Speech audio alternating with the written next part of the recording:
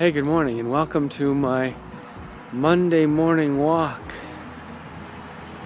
I'm here in Dawson Creek today, back in Dawson Creek today, where it's warm enough to be in a sweater and moving around and getting some exercise.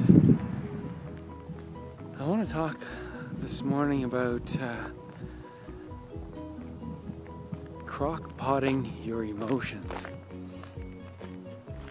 I don't think I'm all alone in this, that I have spent my life hiding, repressing, and denying some of what I've been feeling, especially because I'm male.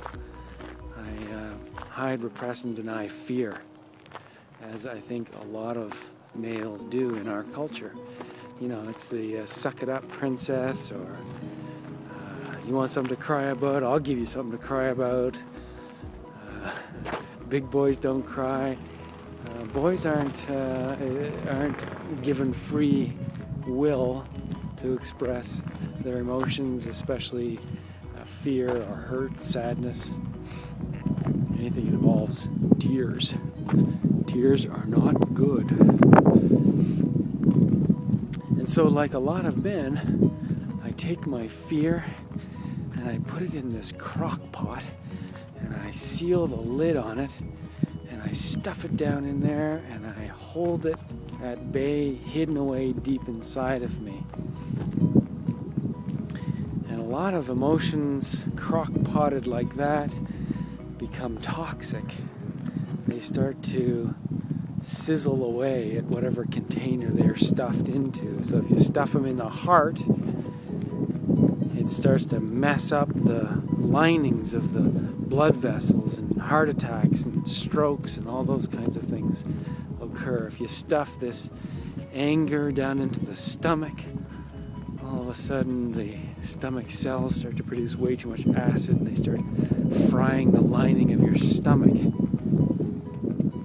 And I miss the opportunity to share my emotions in a healthy way in the early stages, when they don't have to hurt anyone else or cause some kind of a major kerfuffle.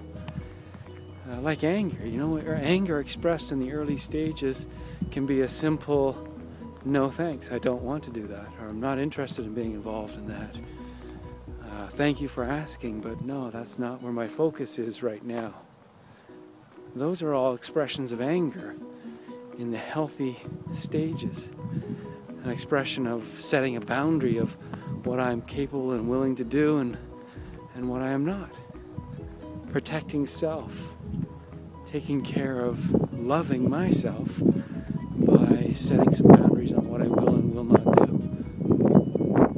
But if I put that simple no into the crock pot and stew it for a month or a year or a decade, suddenly it turns into something far more awful and far more powerful and far more hurtful. Suddenly it blows the lid one day when the toilet roll paper is hanging incorrectly, or the toilet seat is left up or down or sideways. Suddenly that simple no turns into a full-on expression of rage.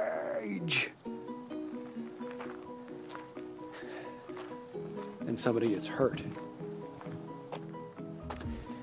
And that's the beauty of becoming aware of what's happening in your body.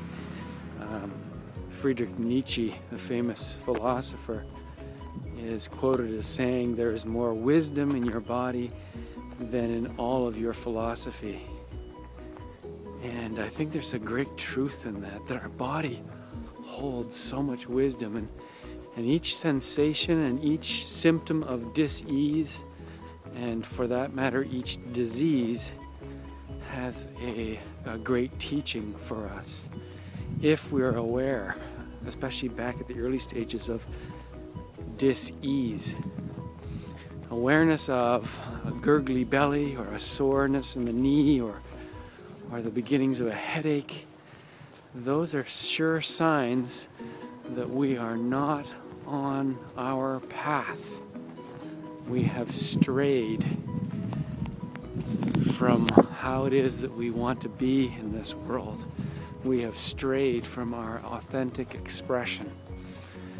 So being aware of the tight jaw and the fisty hand is a good way of knowing that anger is brewing and maybe turning into rage. And when I am attuned to the sensations in my body, how the emotions present themselves in my body, then I'm able to turn those emotions into allies for connection by expressing them early before they become problematic, before they become rage, before they become panic attacks, before they become depression. So, spend some time today just feeling what it is to be you, feeling what your body is expressing in the way of symptoms of disease. Become attuned. Hey, thanks for joining me. Have yourself a super fine Monday.